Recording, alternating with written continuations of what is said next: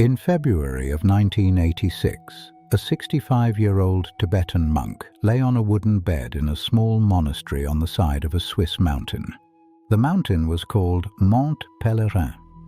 It overlooked Lake Geneva, the lake long and grey in winter, the vineyards stripped bare on the slopes below, the air so still you could hear the bell from the village church a kilometre away. He had 2 days to live. He had spent 42 years inside the great texts of Tibetan Buddhism. He had walked as a young man of 17 from a village in eastern Tibet to the monastic city of Lhasa, a journey of more than 1,000 miles on foot through mountain passes where men froze every winter. He had ordained at Sera Je Monastery. He had stayed there for more than 20 years. He had completed the highest scholarly degree the Tibetan tradition awards, the Geshe Rabten, a title held in any given generation by perhaps a few dozen monks in the entire world. To earn it, he had committed to memory somewhere upwards of 40,000 lines of scripture, the root verses of Nagarjuna, the collected works of Tsongkhapa, the Abhisamaya of Maitreya, with its commentaries line by line, debated daily under the cold Lhasa light for years before each section was considered settled in his mind. He could recite any of it. The young monks who attended him in those final days expected, perhaps, that this is what they would hear. The advanced material, the dense philosophical stanzas, the texts that had taken him a lifetime to fit inside his memory. Instead, quietly, almost under his breath, again and again in the last week of his life, what they heard was a verse a child could learn in an afternoon. 4 lines. This is the story of why. His name was Geshe Rabten. He was born in 1920 in Dagya, in the eastern Tibetan region of Kham, a province of mountains and yaks and stone houses, where Buddhism had been the texture of village life for almost 1,000 years. He was a farmer's son. His family did not expect him to become a monk. They expected him to inherit the small plot of land they worked, marry, raise children, take his place in the long line of farmers his name had belonged to. He left when he was 17. He told his parents, with the directness that would mark him for the rest of his life, that he could not stay. He set out on foot for Lhasa. The walk took the better part of a year, through Chamdo, across the Yangtze and the Mekong at their high mountain crossings, over passes where the air thinned to a kind of weightlessness and yaks died from the climb. He arrived at Sera Je at 18. He never left until the Chinese came. The Gelug curriculum he entered there had been refined over 6 centuries. It was one of the most demanding intellectual trainings Asia had produced, a 15 to 25-year course of memorization, recitation, and dialectical debate, where a monk would learn the root texts by heart in the morning, debate their meaning in the afternoon, and sit in meditation on what he had argued in the evening. The memorization itself was a discipline. A young monk would rise at 3. He would sit in the cold dark of the prayer hall with the text open before him. He would recite the previous day's pages, then the page before that, then the page before that, working backwards through everything he had ever memorized. Some pages he had been carrying for 15 years. He still recited them, every day. By the time a monk was offered for examination as a Geshe Rabten, the texts had ceased to be something he had memorized. They had become something more like the floor he stood on. In 1959, the Chinese army crossed into central Tibet in force. Geshe Rabten was 39 years old. He had been at Sera Je for more than 20 years. He was a senior monk. He was being prepared in those final months for the highest of the public examinations. He never sat that examination in Lhasa. Within weeks, the monastic system that had taken 600 years to build was, in most of the country, simply gone. Sera Je itself would be sacked, tens of thousands of monks killed or imprisoned.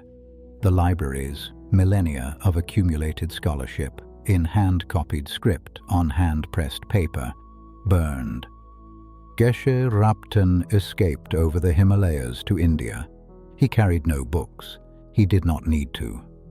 He arrived in Buxa, a former British prison camp in the lowlands of West Bengal, where the surviving senior monks of Sera and Drepung and Ganden had been resettled by the Indian government, in the heat, in the malaria, in the years that the great monastic tradition spent reconstituting itself from memory. It was in Buxa 4 years later that he sat his Geshe Larampa examination. 3 days of public debate in front of the assembled refugee monks with the young Dalai Lama in attendance. He passed in the highest rank. The texts had survived inside him. For the next decade, he served as one of the philosophical assistants to the Dalai Lama in Dharamsala, clarifying root texts, helping a head of state who was also, by training, a monastic scholar, continue his own studies during the years of resettlement. In 1969, the first Westerners began to arrive, a handful at first, then more. Geshe Rabten began to teach them, in halting English at first, through translators when the philosophy grew dense, but with the patience of a man who had nothing left to lose by being slow. In 1974, he was invited to Switzerland to teach at the Tibet Institute in Ricon, a center that had been built for the small community of Tibetan refugees the Swiss had taken in. 3 years later, a patron offered him a former Catholic retreat house on the slopes of Mont Pelerin above Lake Geneva. The house was empty. The mountain was steep. The Swiss had never seen a Tibetan monastery before. Geshe Rabten said yes. He renamed the place Thapa Choling, the Dharma place of liberation. He spent the last 9 years of his life there. He taught Westerners who arrived skeptical, who arrived broken, who arrived because their therapists had said, "Try meditation," and they had ended up somehow at a monastery in the Swiss Alps with a Tibetan monk who had memorized 40,000 lines of scripture and could explain emptiness to them in 3 languages. He never lectured from notes. The texts were in him. He died in February of 1986. He was 65 years old. It was a long final illness. In the last weeks, he gave instructions to his senior students. He clarified matters of organization. He prepared the community for the transition. And in the quieter hours, when no one needed him to teach, when no one was asking for further explanation, when the room was only the sound of his breathing and the long winter light coming in from the lake, he recited. Not the great commentaries, not the collected works, not the texts of Madhyamaka philosophy that had been the central work of his life. A 4-line verse from the Diamond Sutra, a sutra so old that its earliest dated printed copy, a Chinese woodblock from 868 CE, predates the Gutenberg Bible by 600 years. A sutra short enough to be read aloud in under 40 minutes. A sutra that, despite all its brevity, contains at its end a 4-line stanza that has become, for thousands of Tibetan masters across the centuries, the verse they hold on their breath at death. The verse is this: "All conditioned things are like a dream, an illusion, a bubble, a shadow, like dew, like a flash of lightning.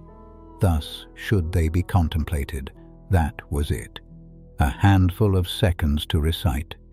A child could memorize it in an afternoon.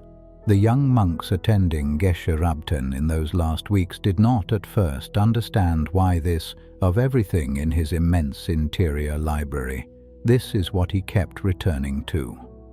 One of them later said, he had a forest of texts inside him, and at the end, he chose a single leaf. There is a name for this in the Tibetan tradition. It is called returning to the root. A practitioner who has spent a lifetime in elaboration, in the long, intricate, scholarly work of mastering a doctrine, arrives at the end at the smallest piece of it that still tells the truth. Everything else has been preparation. The simple line at the center, that is the thing the lifetime was actually for. The reason the senior teachers ask their students to memorize so much for so many years in such painful detail is not so that the student will recite it all at the end. It is so that, at the end, the student can let almost all of it go. Almost, not entirely. Because the verse you keep, the 4 lines, has the whole rest of the canon folded inside it. You can hear them, you can feel them, they are present even when you no longer need to recite them out loud. That is what the 40 years of memorization were buying. The capacity, at the end, to hold one small piece of it and have everything be there.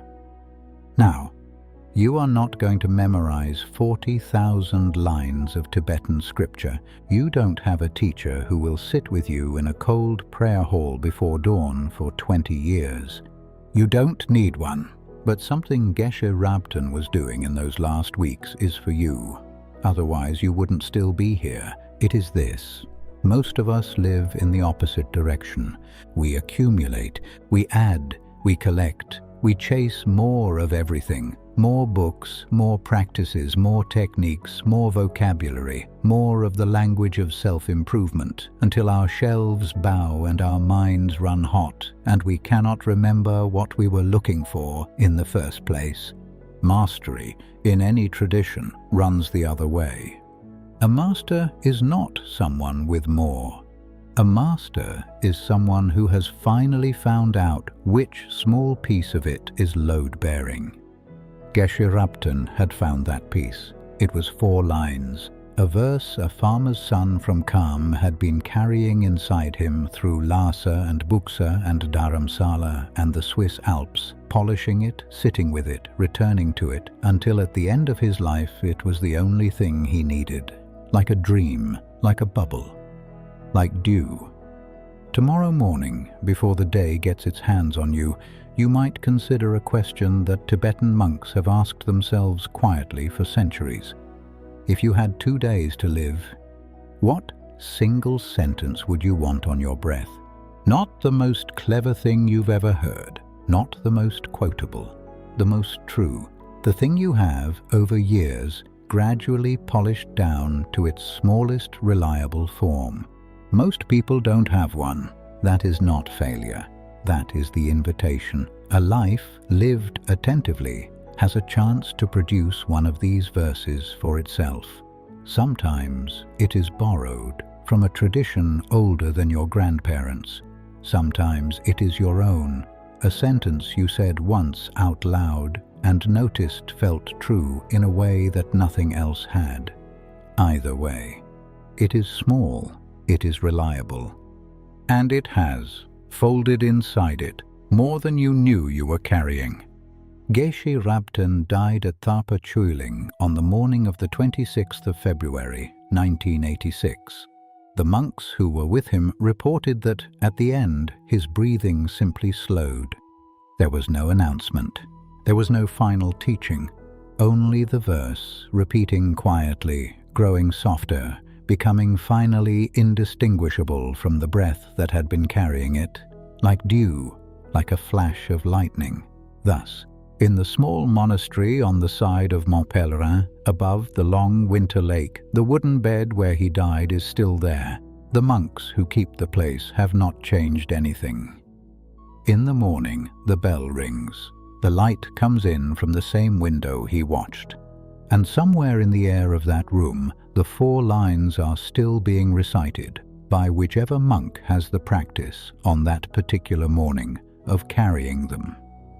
A canon folded inside a verse folded inside a breath, the breath finally returning to where it came from.